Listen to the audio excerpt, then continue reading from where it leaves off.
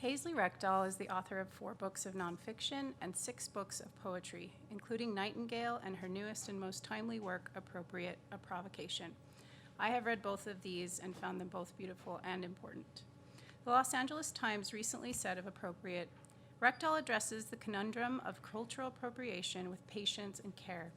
She is deliberate as she picks her way through questions, focusing on literature with close readings of poetry and prose that give heft to her case.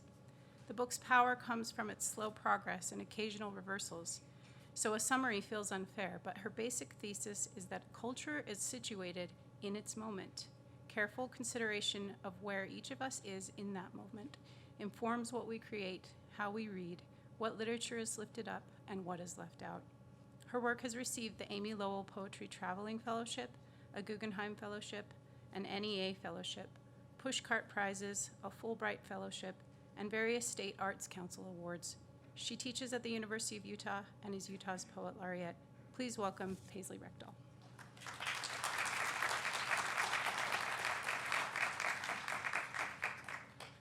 Thank you so much.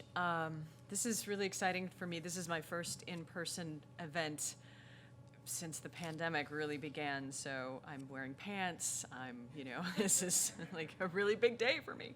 And so if I speak a little bit too quickly, that's because I'm just very excited to be here. Thank you very much for inviting me. It's always a delight to come down and visit your beautiful campus, much prettier than ours, which is very annoying. And I am going to be presenting a poem more than actually reading from Appropriate, which is a book about cultural appropriation, but it strikes me that the project that I have actually created is entirely appropriative. And when I talk about appropriation, we usually refer to a whole bunch of different practices stuffed into that term. One is what we call motif appropriation, which is when we take, say, a style, whether a musical sort of beat or rhythm, or something from another culture, and we repurpose it into something very different. So the poem I'm going to show you is an example of that. There's subject appropriation, which is when we write from the perspective of someone very much unlike ourselves. I'm going to show you a lot of that. And then there's adaptation, which is when we take a text like, say, The Tempest, and we rewrite it. And there's going to be some adapted works that I show you here. And finally, there's going to be sort of documentary appropriation, which I don't talk about in my book, but it is something that I do here as well. So when we get to the Q&A portion, I'm more than happy to sort of talk about what is the fine line between using a source, taking that source for good, and maybe ruining that source, or doing something maybe problematic with that source. So this is a poem that I'm going to show you, and it's going to be an interactive reading because you're going to tell me what you want to see and hear.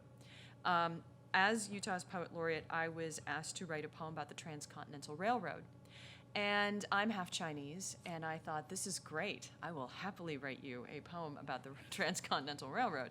And I spent an entire year trying to figure out how to do the research and turn it into a poem. So the question was, what kind of formal device or spine could contain all the information I was getting about the Transcontinental Railroad's impact on American culture and history, which was massive. And I happened to be reading these poems from Angel Island, and some of you might know that Angel Island was the immigration station where Chinese migrants were detained, especially during the Chinese Exclusion Act. Many of these migrants were detained for many months, sometimes up to 2 years. Several migrants committed suicide. One of the poems that I read, they were all written anonymously, no one left their names. One of the poems that I read elegizes such a suicide. I don't know when the poem was written, I'll never know who the poem was by, but I did want to link that poem with the story of the cultural history of the railroad, because the railroad, as many of you know, was built and completed by 1869, and 13 years later, the Chinese Exclusion Act appears and is passed. During the building of the Transcontinental, the Chinese were eagerly recruited to work on the railroad because they were cheap labor. In fact, they were considered a sort of workaround, considering slavery was now abolished. They were basically a kind of slave labor force, or as close to illegal slave labor force as they could provide. They compose 90% of the Central Pacific's workforce. And as soon, of course, as the Transcontinental was completed, the Chinese were not only dismissed from the railroad, but they were basically they shut them out of the country. The Chinese Exclusion Act certainly affected members of my family, and it was something that, as many of you might also know, it was one of the longest living acts. It started in 1883, and it lasted until 1943. So I'm going to show you how to play with this poem, and then I'll ask what you would like to hear, but I'll show you basically how it works.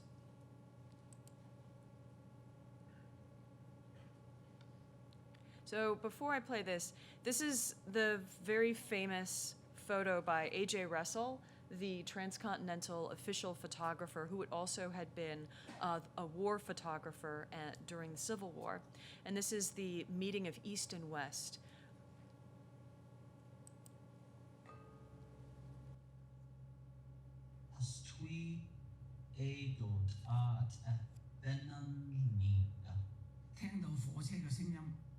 Δεν είμαστε επιβάτες στο τρένο εμείς. Τέτοια聞こえてくる。それは私たちの思いとなり、今までの計り知れない人々の汗、涙、苦難を乗せて This is the sound of a train. Αυτός είναι ο ήχος ενός τρένου. Non riusciamo a pensare.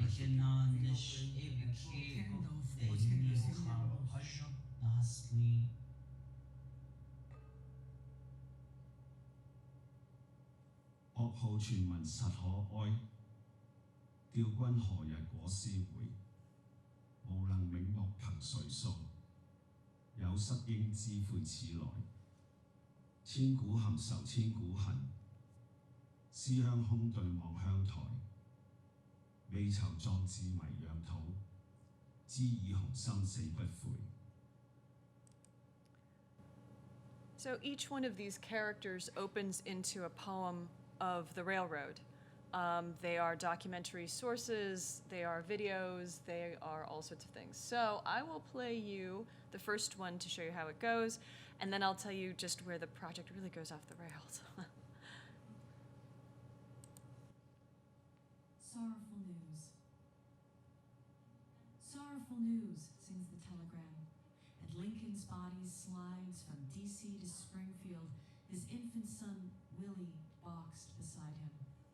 Buffalo, Cleveland, Painesville, Ashtabula, 2 coffins, 1,700 miles, 14 days on 14 railroads. One day, a great line will unite us, the president promised. Father and son displayed capital after capital, Louisville, New Albany, Baltimore, Chicago. The black trains beach upon a tide of roses. Can you believe still in the promise of this union? I saw, General Dodge wrote, a little Negro drop on his knees and offer prayers, while above, the dark news thrums on wires, gone, gone, gone, gone, across poles tall as the ones from which the president ordered 38 Sioux to be hung. So I was also going to turn this into a book, and this is where the project really takes a dark, crazy turn. Every poem comes with a note, which is its own mini lyric essay. All the notes can be read as one long lyric essay, or you can read the poem against the note. So this is the note that accompanies Sorrowful News. And you would only be able to get this with the book. So 2023, get out your wallets, kids. Sorrowful News. Between April 21st and May 4th, 1865, the train carrying Lincoln's coffin traveled through 180 cities and 7 states. Willie, who died in 1862 at age 11 from typhoid fever, was disinterred to travel with his father back to Illinois to be buried at the family plot. Death is an invitation to return. When I was commissioned to write this poem about the transcontinental, my first impulse was elegy. My Gungung and Popo, my maternal grandparents, could trace their lineage around from Gwangju, where the Chinese transcontinental workers immigrated from, though my Chinese family has no relationship to the railroad. Popo was born in Ellensburg, Washington in 1930, immigrating to Hong Kong when my great-grandfather either fell ill or fled from being murdered by a rival Tong leader.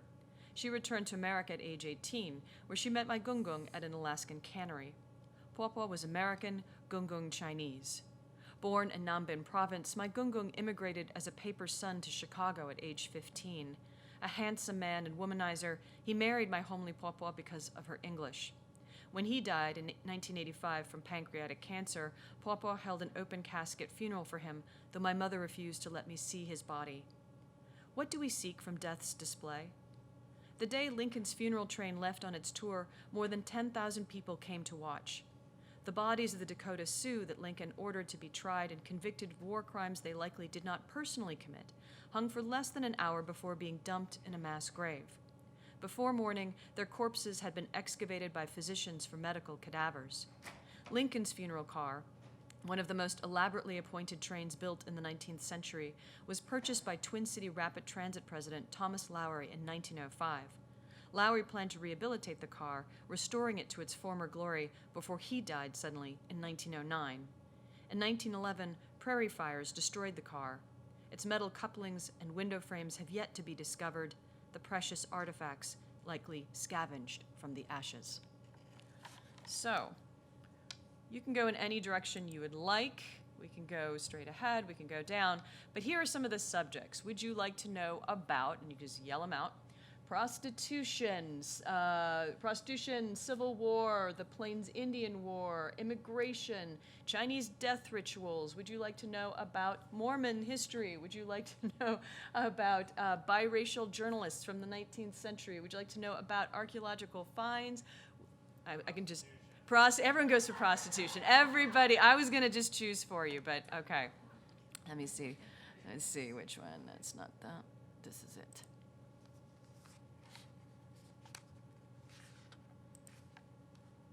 Hold sorrow. Imagine a farm, a famine. Your mother promised you'll learn tailoring. Imagine your father pocketing $600. Now here's the boat, its black planks wet with fog. Here is the room holding a bed, no mirror, your wash basin. You have one window wired to face the street. He will keep his pants on, his greasy shirt, his shoes. Imagine the quarter pressed after into your palm.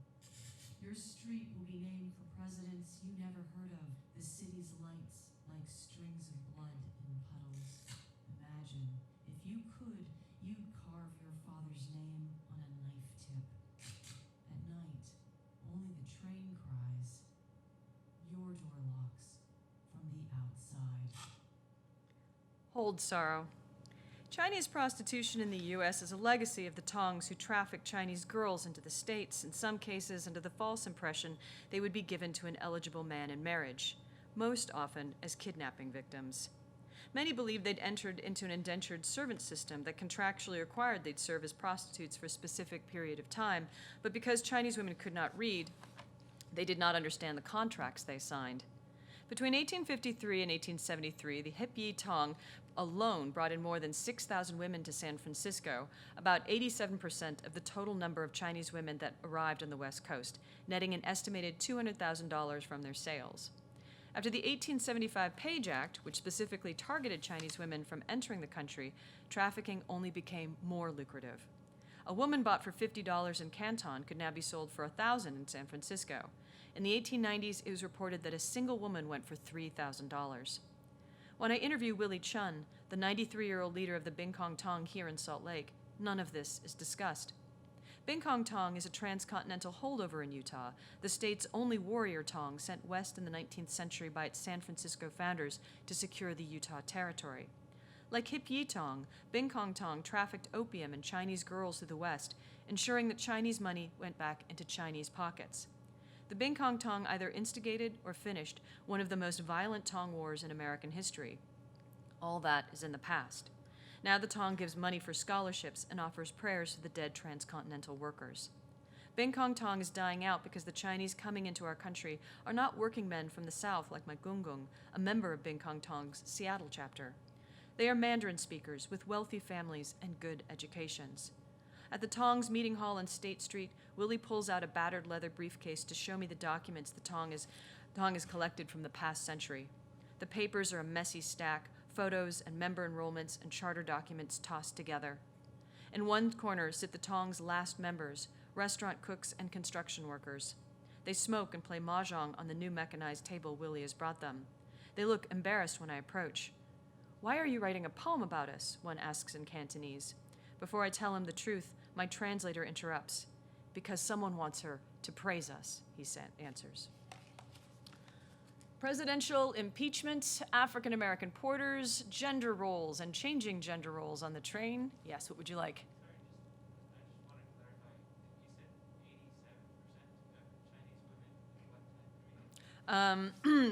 Between 1853 and 1873. Well, actually, let me just pause here. That's one of the reasons we have this enduring and awful stereotype of Chinese women or Asian women as sort of sexually subservient, submissive, exotic, lotus flowers and things like that. This is, yeah, there you go. Okay, what would you like? Death rituals. Everyone loves a death ritual. Everyone loves a death ritual. Okay, I'm going to read the note first and then play a couple of the things. All right. Let me see. Oh gosh, where is it? Body. As part of their death rituals, Chinese workers would pay a huiguan, a district association, to bury their bodies, then have a bone collector exhume them months later to scrape away the flesh and break the bones up to fit into earthen jars and wood boxes. These boxes would then be shipped to Hong Kong to the Tunghua Hospital, which would distribute the remains to the workers' families. The man may die on foreign shores, but he always returns home. The earliest shipment of bones from San Francisco to Hong Kong was in 1855. No one knows how many Chinese workers died building the railroad, as the Central Pacific kept no casualty records, so no one knows how many coffin boxes linked to the railroad were shipped to China. And not all men's bones were collected once returned. I am sent a video by a mixed-race artist named Summer Mei Ling Lee, who has documented the hundreds of boxes abandoned in Tunghua's mortuary. In her video, Lee paints an art gallery with scenes from Guangzhou and ash of her scenes, in ash ink made from burnt paper names of Chinese immigrants. I am startled by the detail of her scenes. Lee depicts houses, roads, villages. Many images include seabirds, which reminds me of something Popo once said about the cormorant, the bird whose neck fishermen fitted with a tight ring so the bird could catch fish but never swallow them, as it could never swallow the souls of the dead it also hunted on the seas. "Why would birds hunt souls?" I asked Popo as a child. "Because," she said, "some people never find themselves anywhere, in life or in death." In her video, Lee stands before her installation in the tiny San Francisco Chinatown Art Gallery. "She looks white," the Chinese gallerist says to the audience in Chinese, "but she is one of us." The artist flinches as if slapped. The camera catches the flinch. I am at home, watching the flinch on my screen.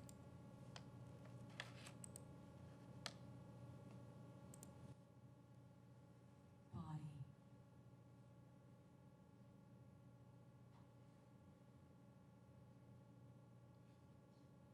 A carload passed last night, their bones returned in barrels marked pickles. Thick as bees, ants, locusts, celestials lay siege to nature in her strongest citadel. Their genius is imitation. Show them once to do a thing and their education is complete. Wherever you put them, you'll find them good. They can withstand freezing, hunger, thirst, and heat. Their simple, narrow, but not dull minds running in old grooves. Congealed quantities, crystals of social substance. Unicated as boys or sodomites, they breed defunct in the heat of germs. They can be shipped to shore in great quantities. Even their clothes come, identical, studded with rivets. And it comes with another poem too, and a note. And this we took with drones, this footage. Return. If fallen leaves return to roots, what grows when leaves cannot be gathered? What returns if not the body? What remains if not the soul?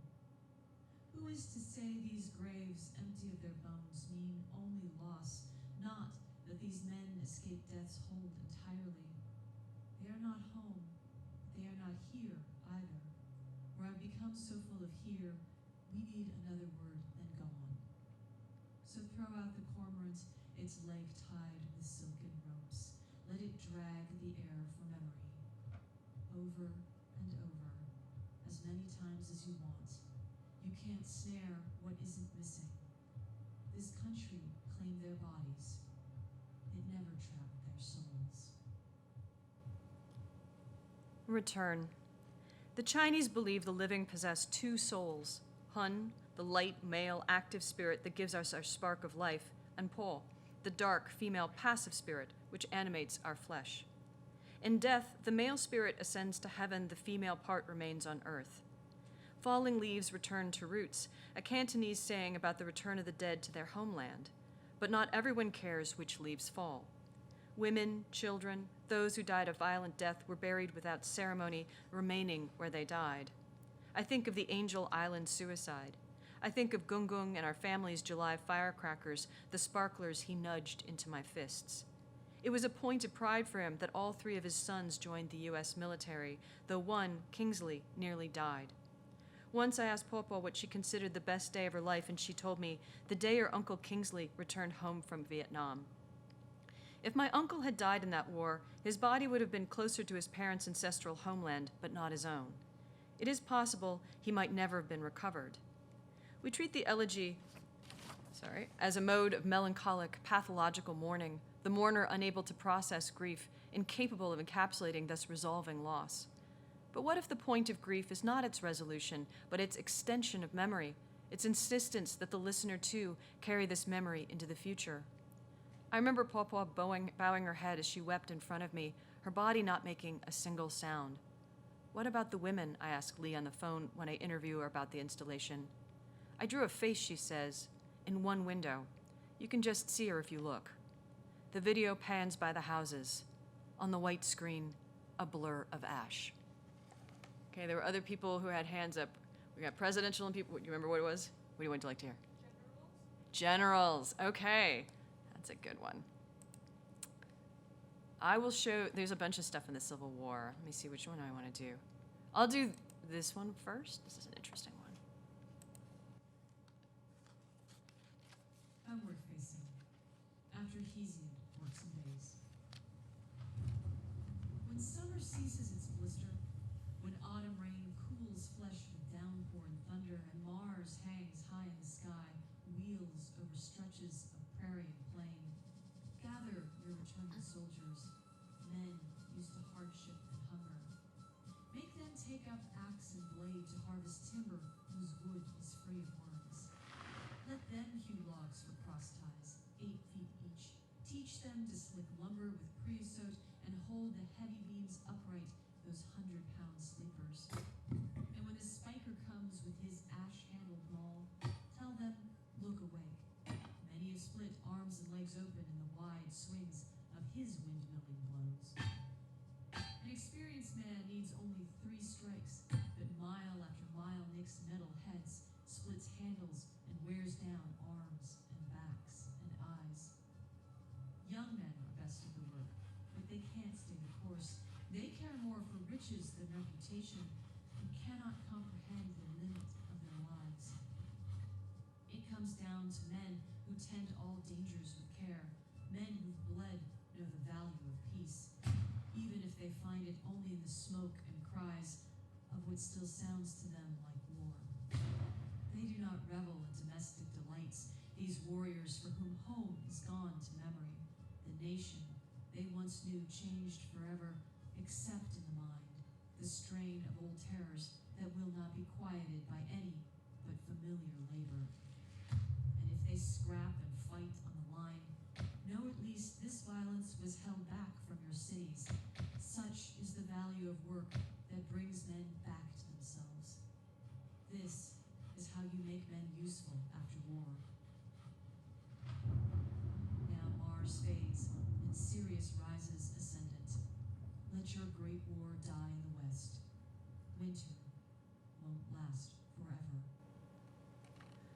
Homeward facing. Works and Days is, at heart, a farmer's almanac in which Hesiod instructs his conniving brother Perses to settle down and take care of the family land. Percy's had blown through his inheritance and also stripped Hesiod of his own share by bribing the courts to gift him the remaining family farm. Works and Days is thus both an admonishment and an attempt at fraternal healing. But Hesiod's poem might also be read as part of the story of Greek colonial expansion and conquest, as a population explosion during the 8th to 6th centuries BC created land scarcity and an anxiety over resources. Through that lens, Works and Days is also a poem about suffering, strife, and ownership. Strife creates wars, Hesiod warns, and how to heal discord but through work. Lincoln, too, understood the work of the transcontinental to be stitching the nation back together after a war that pitted brother against brother. And it does not surprise me that during the contentious 2020 election, then Senator Joseph Biden proposed a new high-speed rail system that would span the country. The train both unites and divides. It is the deepest, purest, most dangerous fantasy of America. The work of the railroad is the work of empire, and for America to rise again and again, it must reinvest in its fantasy of itself as renewable, progressive, flexible. We are all servants of empire one way or another. I do not exclude myself in this.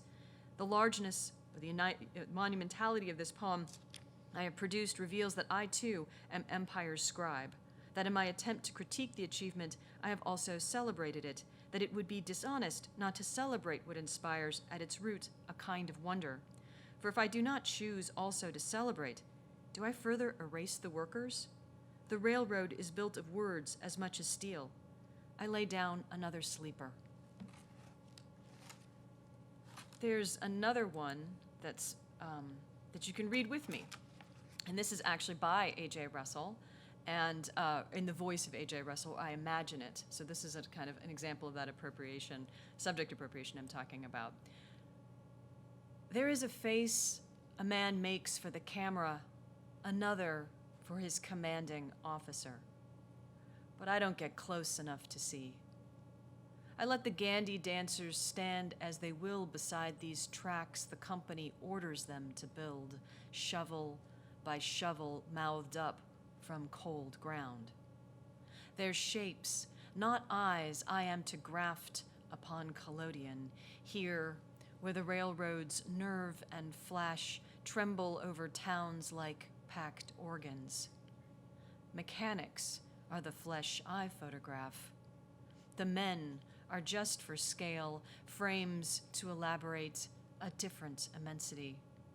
Not that of war, the trenches my outfit trolled, scouring the churned up fields, sun's blank eyes staring us down.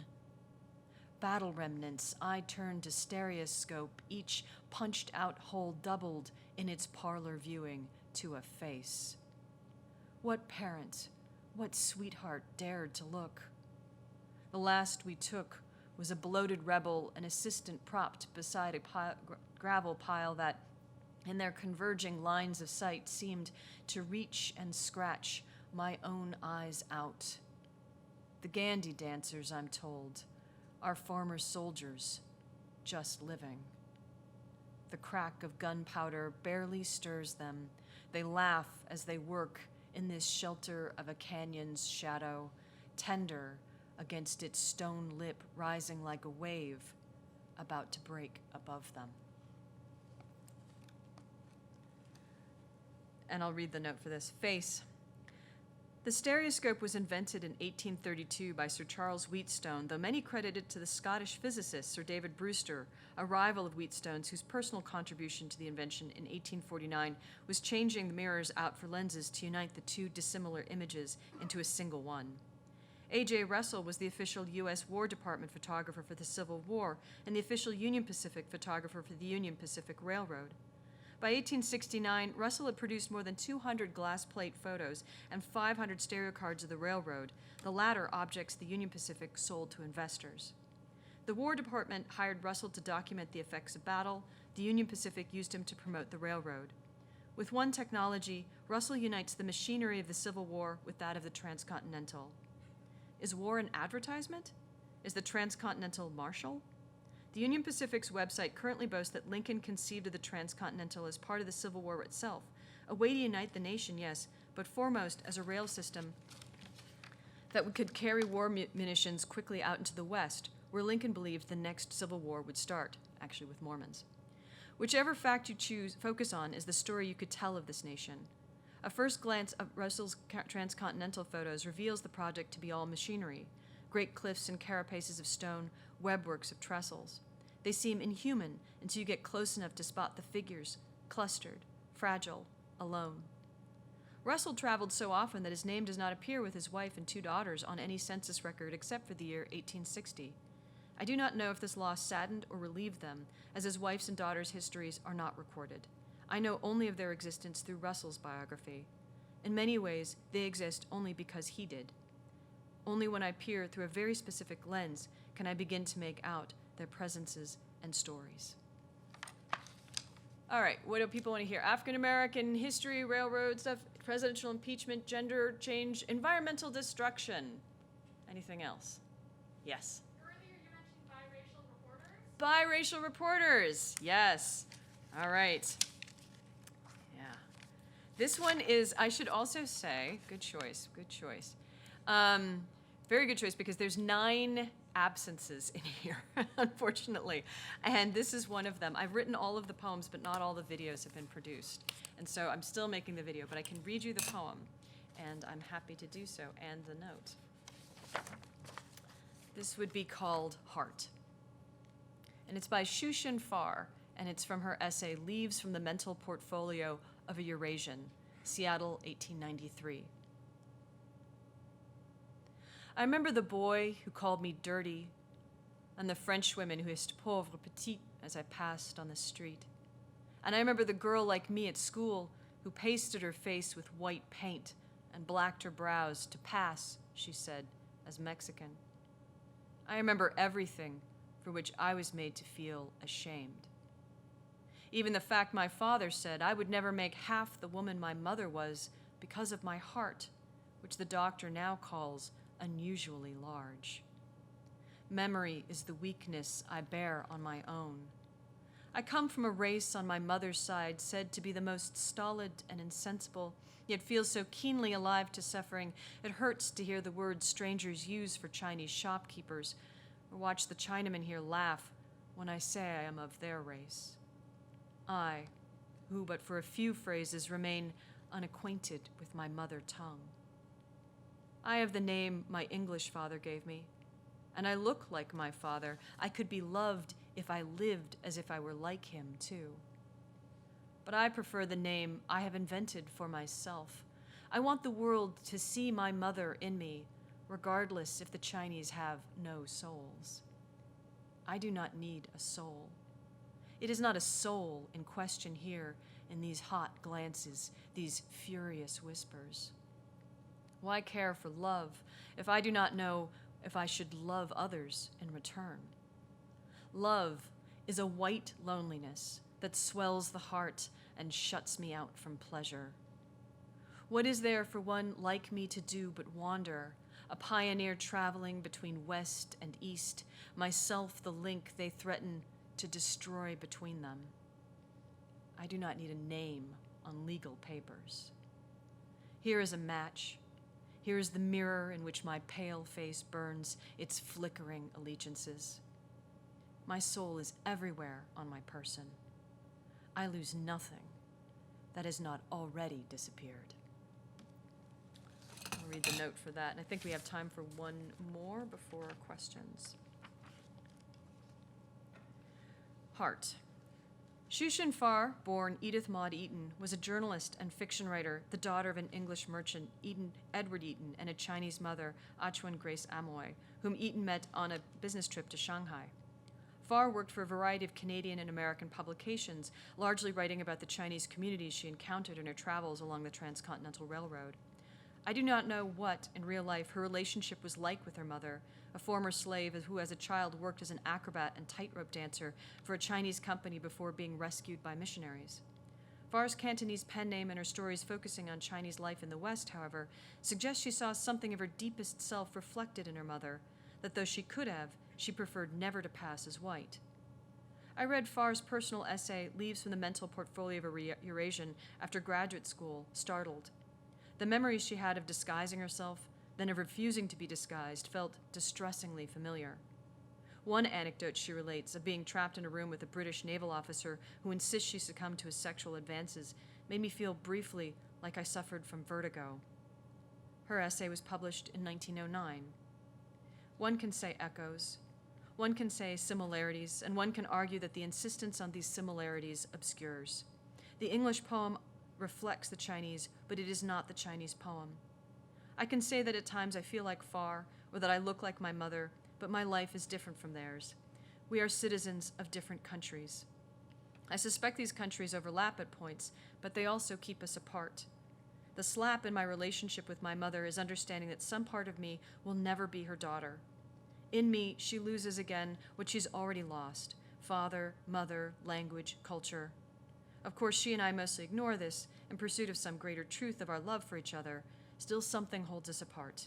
I don't even think there's a language adequate to express that loss at our center. Perhaps this is about race, perhaps not. But race certainly makes our private experiences more private. Xu Xinfar's name in Cantonese means narcissus flower. She never married or had children. Gong Gong's favorite flower, too, was the narcissus. I love you. I believe that. It's okay to be. And that only makes sense if you read another note. All right. We have time for one more before I play you the end. We've got hobos. We've got, gosh, what do we have? We have so many things. Let me just say. Hobos, presidential impeachment, hobos. Everyone loves the hobos ones, too. Let me see, is that one? This one? Okay. This one's going to be tough to read. All right. I interviewed some people. They don't call themselves hobos anymore. They call themselves riders, people who ride the trains. And I'll talk a little bit about that later. But I took some interviews with people, and this comes out of a kind of interview. Dead is what they call a torn-up track whose living rails they jump to bed and in the wells and feel the thud hit every trestle stream at dawn like horses at the track. I trained before the fillies foundered sick. They fired the dragons vets, they fired the riders. Me, I love how in a well you thrum with sound until your bare lips start to leak canisters of oil I stole inside the train. You'll find a nation what it wants to eat and wear and what it likes to buy, a ring, a phone, some jeans, a porch. There is no reason why to jump a train except to lose the edges of yourself, the time like pacing Moxie at the track, that speed that almost tears your hands off at the wrist. She was the last to go, her tendon boat, and worthless than insurance. No one rides a racehorse just for pleasure. No one hops a train if they can take a plane, a car whose engine speed is gauged by horses kept alive in memory. For sentiment, I guess, there's ghosts of what we were and are we cannot bear to leave out in the desert where I'm going home. Just not right now, I said of Moxie, not right now before the race. She hasn't many left in her, you know. She trusts you, right? The trainer said, no, slip me 2K and the shots. Takes a long time. Thank you. That was, shouldn't have smoked when I was younger. Dead. If the transcontinental was meant, finally, to draw America closer to China, it failed. The transcontinental facilitated trade between the coasts and helped shape a national cultural life, but it did not increase American trade to China. Likewise, if the transcontinental was meant to lower travel costs for passengers, the cost of a sleeper car from Chicago to Sacramento now runs you close to $6,000. Trains traveling to Sacramento are largely empty of passengers, loaded instead with cars, appliances, crates of olive oil, military vehicles, nuclear waste. The train, imagined as an international event, turned us insular. Perhaps the most significant and accidental benefit was for hobos migrating during the Great Depression. Riders, as they are now called, are rare because of the cheapness of Greyhound and the ubiquity of the car. Riders jump container cars when trains stop for offloading. They hide in a container's front and rear in spaces that can fit 2 at a time to sleep, though the open air exposure means riders have to wear bandanas to keep their chapped lips from bleeding. Riders track safe jumping times with the aid of a Xeroxed crew change guide, which, according to the riders, must never be shared. When I asked one rider why he did it, he said he didn't know. Most people who jump trains are young, white, middle class. They take aliases on the rails and tend to avoid each other. One rider I spoke to said riders are attracted to the anonymity and the lawlessness. To ride the rails, he said, you need to like being invisible. After a few hours in the rocking open air, you start hearing screams and voices. The sound moves through your body. The world becomes a soundtrack you can't turn off. It's as close as he's ever come to an extended hallucination. Maybe that's why the riders you meet are mostly ex-military, he says. The exposure, the noise, the motion, it sends you out of body, out of time. One guy from Afghanistan said it was the only thing that could relax him. He said it was the closest thing to being in a war. And I'll play the end. and then you'll see the translation. Not ash, not gone, but changed. Not a body erased or born of grief alone, but praise. This country made us grow each another soul, not one for earth or heaven only, but nation, electric, dangerous as a third rail. We, the middle kingdom between white and its opposites, its thousand shades of fissure, our existence would compose into a fantasy of whole. Our bodies built more than a railroad.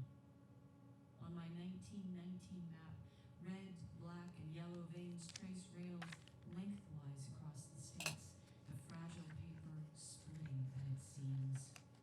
Like any machine, we translate the magnitude of human force to change. We're history, not silent, not invisible, not a dream, not oil, they told me. The first trains ran on steam. And then Who cannot count all the dead. This is the sound of a train. Δεν είμαστε επιβάτες στο τρένο εμείς. 汽笛が聞こえてくる。それは私たちの思いとなり、今までの計り知れない人々の発展、涙、This is the sound of a train. Who cannot count all the dead. This is the sound of a Αυτός είναι ο ήχος ενός You're τρένου. not right on the railroad. Non riusciamo a pensare.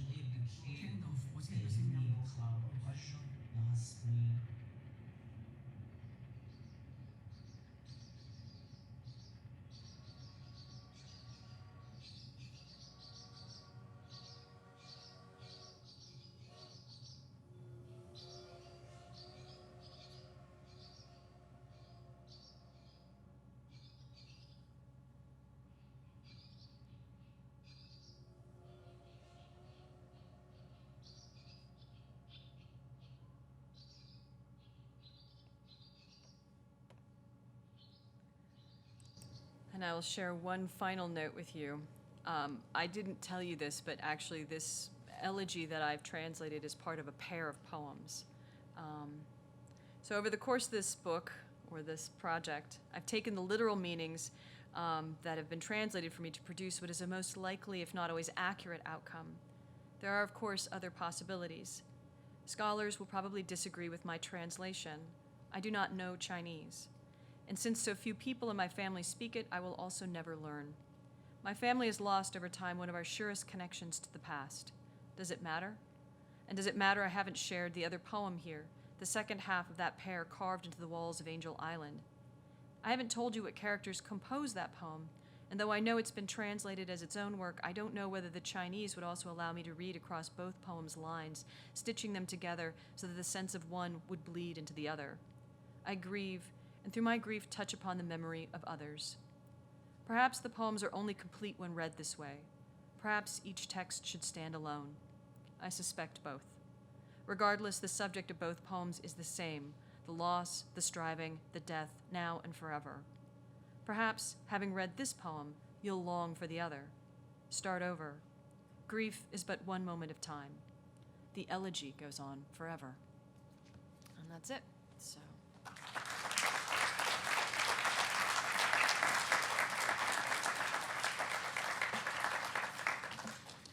So if there are any questions that people have about even some of like how we got some of the shots or how the videos were made or anything like that, I'm happy to, anything from the small to the large. Yes. I'll admit to some ignorance. I just thought that like laureate is kind of like Nobel laureate, like just an award. It's like a job. Like, It's a job. you are assigned to write poems. Yeah. But I guess what other assignments have you seen? Nothing this grand. But yeah, this, I really just, you're like, wow, that's a lot of work. It was, the Salt Lake County mayor asked me to write a poem about for the vaccination program volunteers. So I can dig that somewhere up. They published it in the Tribune, so I can read that to you and stuff like that. So I went out and I interviewed people about, their experience. And I wrote a very, very short poem, like maybe 16 lines, about what people thought about having just gotten the shot. But that took a lot of time, actually, because I was like, oh, geez, how do you write about the pandemic? And I was like, well, no one wants something depressing about the pandemic at this point. So it was a very hopeful poem. But you do get commissions. I teach writing workshops in K through 12 schools. I used to be able to go out before, again, the pandemic, go out and work with kids at all levels. I go and lead workshops in community centers and things like that. And that was a lot of fun.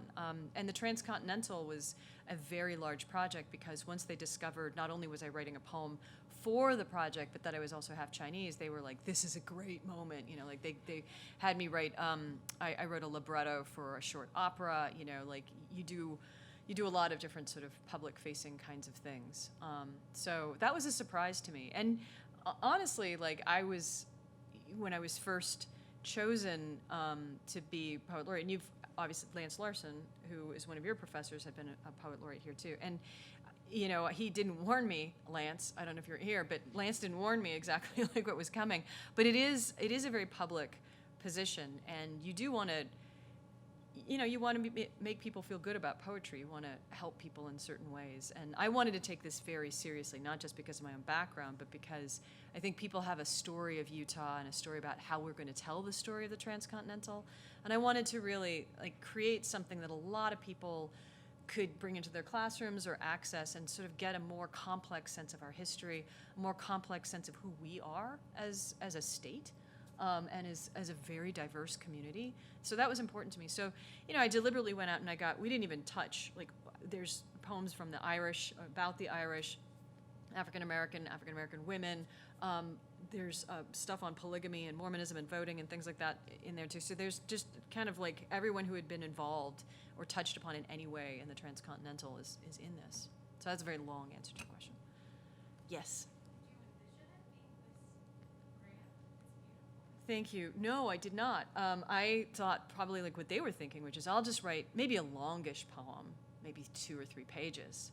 But then, when you sit down to do the research, I mean, this is the big project from the 19th century. I mean, this is America really like stitching itself back together after war and coming into its own in all of these ways. And literally, there is not one aspect of our culture that was not affected. Our sense of time, the fact that we have time zones, in fact, is a product of the Transcontinental.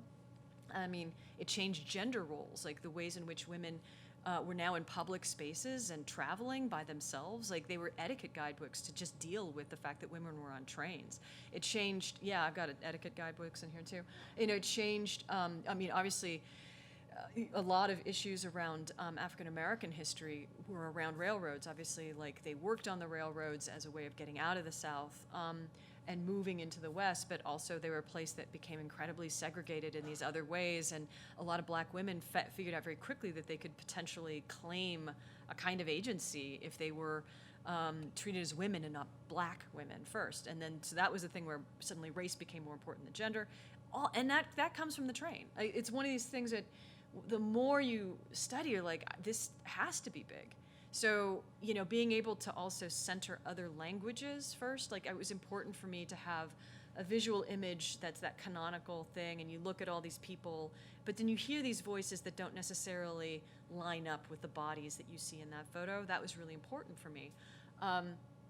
And then I thought about it as a digital project because I wanted people to have a certain amount of playfulness in their own translation, because that's what a poem is a translation of history. And this site is a translation of a poetic project. And, even when I translate a poem, there's some really creative selection. So I want readers to the site to also feel like they can pick and choose, and they'll assemble a sort of meaning or correlation between things they wouldn't just reading it straight through on its own, if that makes sense. But yeah, I know I have these massive answers to these questions, but I'm like obsessed with this project. I mean, it's ridiculous. And the notes were supposed to be just really quick 2 or 3 lines for each one, and that was where like all of the research that I had done just starts pouring in. Yes.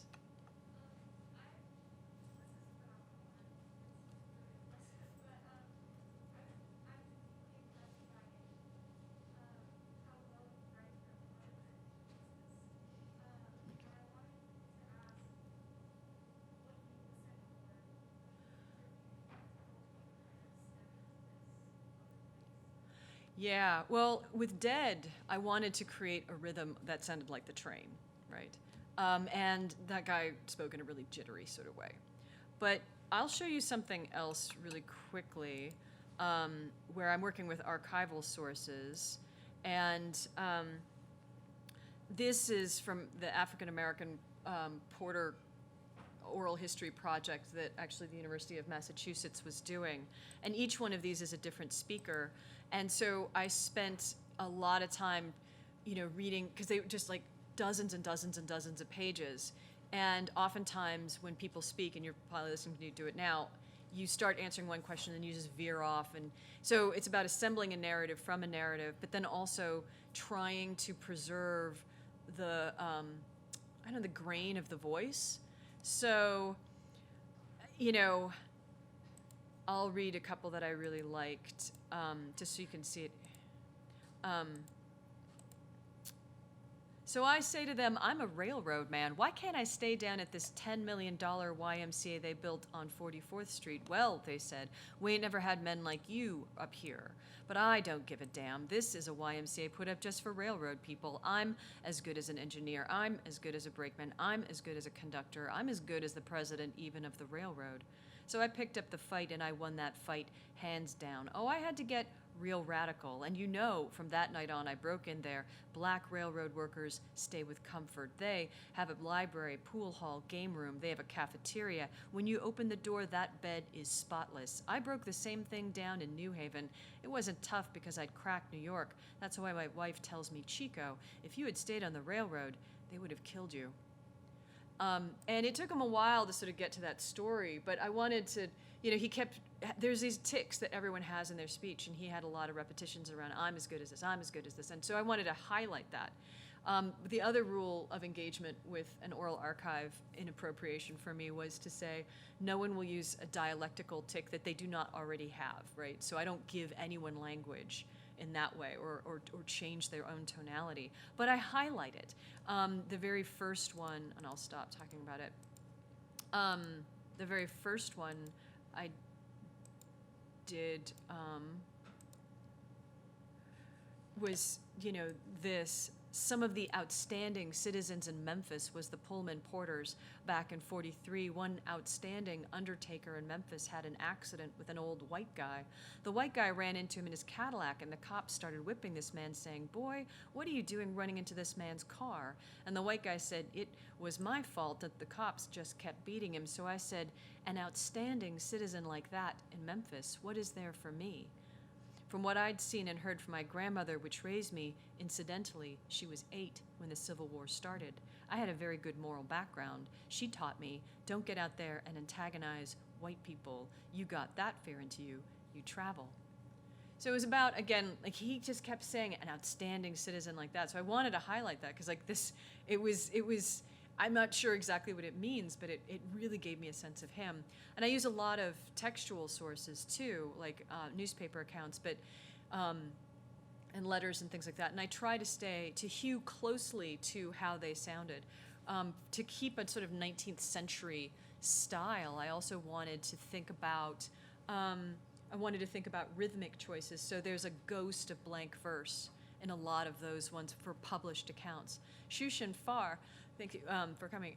Shushan Farr, I feel closest to, obviously, for many reasons. So I let myself go in that. There are a few moments that are directly referencing her essay. If you know that essay, you'll be like, oh, I recognize that very much. But I wanted to sort of take it into the 21st century. Like, I feel like, she becomes a kind of bridge. I try to become a bridge there, too. Last question, yes.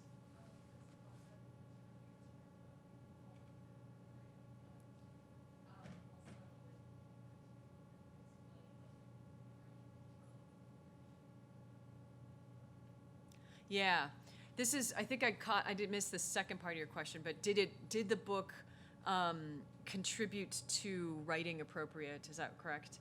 And then did it change my ideas of cultural appropriation or what are those ideas? Yeah. So I started off, You know, when I was writing appropriate, it really struck me how much of literary writing itself is appropriative on a very, very fundamental level. And in fact, you know, so many of the exercises I give my students are appropriative, like write in the voice of X, you know, write the deleted chapter or the deleted poem from this manuscript, you know, write a villanelle. Right, you know, write a pantoum. You know, that's an example of motif appropriation. And I make a distinction between the kinds of appropriation that I think we largely accept, right? Which is, we do accept people writing in the voice of people unlike us if we understand or feel that they've done it well. And we do understand that it's okay to write a villanelle and a pantoum, understanding that this motif appropriation is part of literary sharing and cross-cultural sharing. So when does it become cultural appropriation? And so my argument is usually that cultural appropriation works two ways. One is when we've got a depiction of a character or a culture that promotes racist stereotypes, even unthinkingly. That's an easy one. And usually those stereotypes are based on a collapse between the interior and exterior, the assumption that the exterior self somehow has intrinsic and consistent, authentic values that are usually not good. So this is the way Asian women always are and love, because as soon as you see an Asian woman, that's just what you associate with. The second form of cultural appropriation is stickier, and I do talk about it in this project a little bit, which is what happens when we take the products of other people and use them for our own material benefit. And so museums run up against this a lot. And literature runs up against it a lot in the publishing industry because, of course, when we're writing in the voice of others unlike us, and those people have not been published widely, have not received a lot of acclaim, have not received big advances, you may be doing the best you can to create a very very honorable portrait, very, you know, complex and nuanced and respectable and respectful portrait. However, you're working in a publication system now that actually capitalizes on these racial and ability differences and sexual distinctions. So with that in mind, you know, that's what makes it so difficult. Like, we can all try not to culturally appropriate, but we enter into systems that sort of turn us into colonizers, even as we are struggling against that. So to a certain extent, we're both colonized and colonizers. And when I was thinking about, you know, working with archives like Irish immigrants or, you know, African-American porters, there is a question hovering in there. There was a big debate in the poetry world a while back about a white poet who had used an archive of people, African Americans, who had lost everything during Katrina, and he turned these into poems, and people were like, this is racist, this is, you know, all these things. And so, but I was interested in the work of a scholar named Cristina Rivera Garza, who's also a novelist, and she was like, you know, what happens if we go into the archive and release these voices? What happens if, you know, these archives end up sort of capitalizing in their own ways on these sorts of stories? Is there a way that, in fact, appropriation or reappropriation of these sources turns the lens back on that kind of capital ownership? And that was something I found really interesting, because the story of the transcontinental is the story of empire and, you know, and colonization. So in that sense, using these archives to sort of go back and sort of reflect on how these are people who, you know, sometimes radically rewrote the ways that they would be treated by these institutions becomes its own political act. I'm not sure that African American scholars would feel good about this, but I don't know. I mean, I cite everyone, and you can go back and you can find out what I selected and what I didn't. So there's no secrecy around that project. Well, I'll stop there. Thank you all so much. This has been delightful for me. So, thank you.